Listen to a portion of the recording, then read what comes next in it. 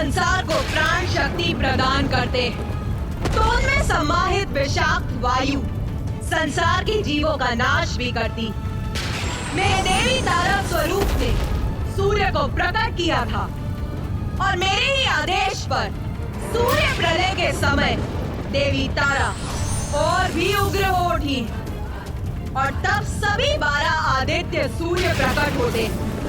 उन सूर्य की किरणों के प्रचंड ताप और विषैली वायु से मैं संसार के जीवों का नाश भी करती।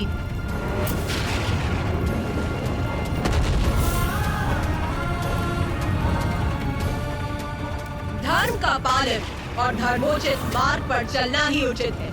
उन्हें ये स्मरण कराने और समझाने हेतु मुझे कभी कभी अकाल जैसी प्राकृतिक आपदाएं उत्पन्न करनी पड़ती हैं।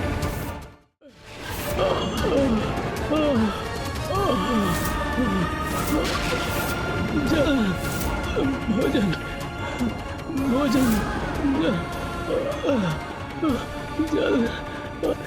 हमें क्षमा कीजिए माता, हमें क्षमा कीजिए माता, हम पर दया कीजिए, हम भक्ति पथ से विमुख हो गए। क्षमा कीजिए माता, हमें क्षमा कीजिए माता, हम पर दया कीजिए, हम भक्ति पथ से विमुख हो गए थे, हमें क्षमा जब मैं इस कीजिए। प्रकार खंड प्रलय को उत्पन्न कर ऐसी चेतावनी भेजती तो सभी सन्मार्ग पर लौटना प्रारंभ कर देते।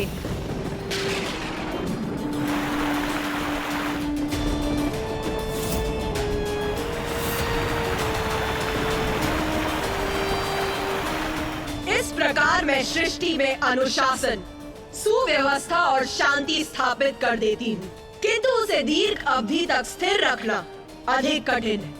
वो किसी न किसी कारण से भंग हो ही जाती है। मनुष्य पुनः अपने पथ से भटक जाते हैं और मेरे क्रोध को जागृत करने का कारण बनते हैं।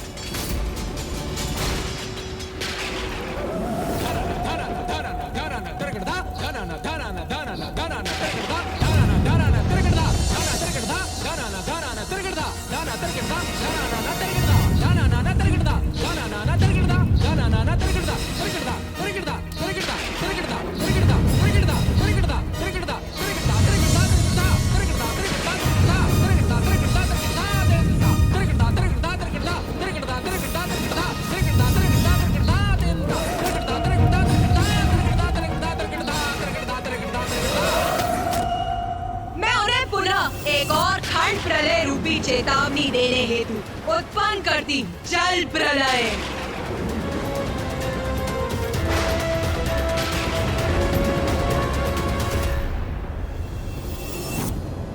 इन खंड प्रलय के रूपों में मैं ये चेतावनी भेजती तो कुछ प्राणी उससे उचित पाठ सीखकर अपने भीतर सुधार लाकर सदाचार के पथ पर अग्रसर होते, किंतु कुछ ऐसे भी होते जो इतने पर भी सद्मार्ग पर नहीं लौटते। और मेरी इतनी चेतावनियों के बाद भी यदि प्राणियों का आचरण नहीं सुधरता है तो कल पूर्ण होने पर मेरी प्रलय लीला होती, जिसमें पृथ्वी का विनाश आरंभ होता है, प्रकृति का अंत हो जाता है और प्रकृति के बिना पृथ्वी पर जीवन का भी अंत हो जाता है।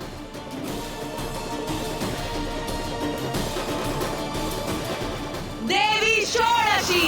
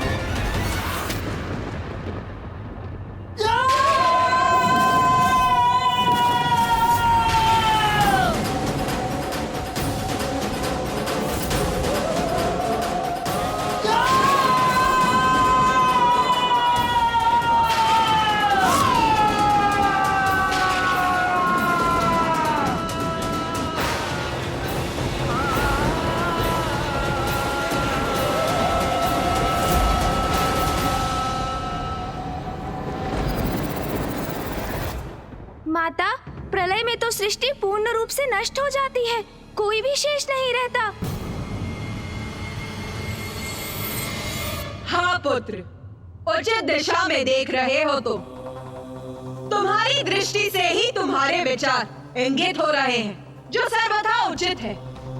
एकमात्र पुत्र मार्कंडेय ही है, जो सृष्टि के अंत के साक्षी होकर भी जीवित है। क्योंकि माता, ऋषि मार्कंडेय तो चिरंजीवी है। हाँ पुत्र, और पुत्र मार्कंडेय को सृष्टि के अंत के साक्षी बनने के क्रम में कुछ ऐसा भी देखने का सौभाग्य प्राप्त हुआ, जिसका अनुपम दिव्य सौंदर्य था। हाँ माता, प्रलय के उपरांत उस अथाह जल के मध्य एक द्वीप पर स्थित रहकर अनेकों वर्षों तक मैं चलायमान रहा, और तब मुझे एक वट का पत्ता दिखाई दिया, और उस पत्ते पर प्रभु नारायण अपने शिशु रूप में माता द्वारा सृष्टि के पुनरारंभ की प्रतीक्षा में थे।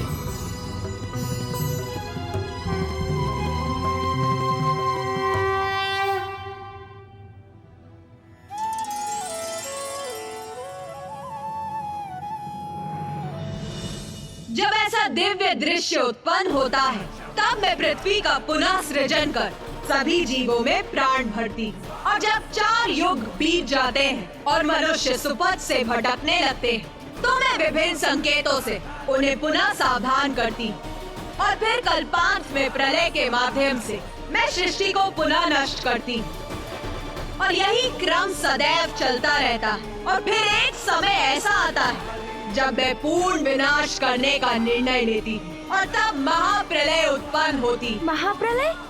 हाँ पुत्र, अभी तो तुमने प्रलय के विषय में सुना, किंतु इससे भी भयंकर और विनाशकारी होती है महाप्रलय, जिससे सभी कुछ नष्ट हो जाता है।